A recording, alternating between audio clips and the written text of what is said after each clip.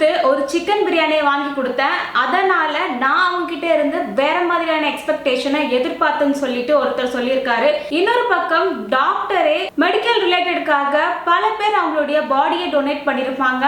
அந்த பாடியோடைய பிரைவேட் பார்ட்ஸை வச்சு இவங்க கமெண்ட்டும் பண்ணியிருக்காங்க. இந்த ரெண்டு இஷ்யூலும் என்ன நடந்துச்சுன்னு சொல்லிட்டு இந்த வீடியோல டீடைலா பார்க்கலாம். வணக்கம் and welcome back to Sukanya the journalist. 370 rupees கொடுத்து ஒரு பிரியாணி வாங்கி கொடுத்தேன்னு சொல்லிட்டு ஃபன்னுக்காக இவங்க இந்த மாதிரியான விஷயங்களை பேசியிருக்காங்க.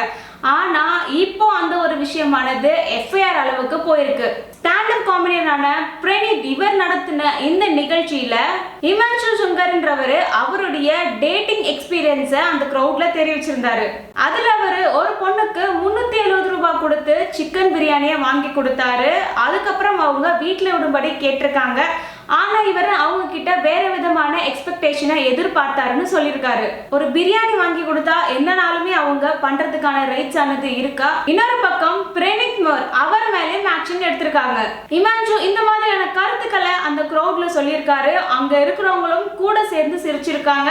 அது மட்டும் இல்லாம நிகழ்ச்சியை நடத்தின பிரணீத் அவருமே அவரை பாராட்டியும் இருக்காரு. அவர் பேசினது தப்புதான் சொல்லிட்டு அதை அவரை தடுக்கவும் கிடையாது, அதை என்கரேஜ் பண்ற மாதிரி சிரிச்சிருக்காங்க. இதனால பிரணீத் மேலேயுமே குற்றச்சாட்டானது எழுந்திருக்கு. அண்ட் இந்த ஒரு இஷ்யூக்கு அப்புறம் பிரணீத் மோரே அவருடைய மன்னிப்பையும் கேட்டிருந்தாரு. அவர் பேசினதை நான் நிறுத்தி இருக்கணும், மக்கள் சேர்ந்து சிரிக்கும் பொழுது நானும் கூட சேர்ந்து சிரிச்சிட்டேன்னு சொல்லிட்டு அவருடைய மன்னிப்பையும் கேட்டிருக்காரு. ஒரு பக்கம் ஒரு ஆண் ஒரு பெண்ணை இந்த மாதிரி பேசினது இருந்தாலும் இன்னொரு பக்கம் ஒரு பெண் இன்னொரு ஆணை பேசியிருக்காங்க. மும்பையை சேர்ந்த டாக்டர் சேஜல் பார் இந்த நிகழ்ச்சியில கலந்து இருந்திருக்காங்க. இறந்த பிறகுமே அவங்களுடைய பாடியை ஹாஸ்பிட்டலுக்கும் மெடிக்கல் காலேஜுக்குமே வந்து டொனேட் பண்ணுவாங்க. இதுல பல அரசியல் தலைவர்கள் பல பேர் வந்து இதை பண்ணியிருக்காங்க. அந்த பாடியை டிஸ்ரெஸ்பெக்ட் பண்ற மாதிரியான வார்த்தைகளை அவங்க வெளியே சொல்லியிருக்காங்க. அண்ட் அந்த பாடியை பார்க்கறதுக்கு முன்னாடியே இவங்க உறுதிமொழியெல்லாம் எடுத்திருப்பாங்க. அப்படி இருந்துமே இவங்களும் இவங்களுடைய ஃப்ரெண்ட்ஸும் சேர்ந்து அந்த ஆண் சடலத்துடைய பிரைவேட் பார்ட்ஸை பத்தி தப்பாக பேசியிருக்காங்க. அண்ட் இவங்க பேசின ஒரு வீடியோ வைரல் ஆனதை அடுத்து இவங்களுமே சோசியல் மீடியாவில் மன்னிப்பா கேட்டிருக்காங்க. ஆனா இந்த ஒரு விஷயம் FIR அளவுக்கு போயிருந்துச்சு. பெண்கள் ரிலேட்டடான ஒரு இஷ்யூவா இருக்கு, ஆபாசமாக பேசியிருக்காங்க.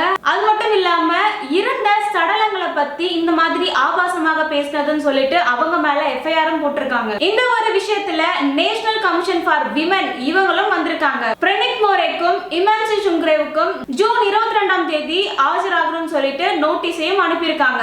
ஒரு 370 ரூபாய் சிக்கன் பிரியாணி அந்த ஒரு காமெடியா நினைச்சு பேசினதுனால அவங்க மேல FIR-ஐ இப்ப போட்டிருக்காங்க.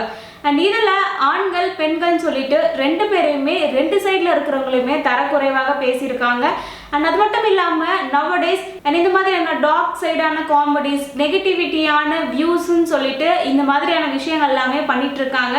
அண்ட் இதை எல்லாமே ஆதரிச்சு அங்க இருக்கக்கூடிய ஒரு சிலருமே சிரிச்சும் அதை பாக்குறாங்க.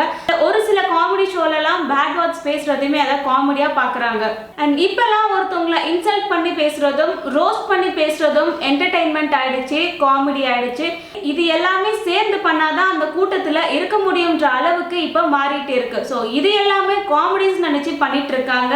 ஆனா அதோட கான்சிக்வன்சஸ் இந்த மாதிரி FIR-ல தான் வந்து முடியும். அண்ட் இந்த ஒரு கேஸை பத்தி நீங்க என்ன நினைக்கிறீங்கன்னு சொல்லிட்டு கமெண்ட்ல சொல்லுங்க.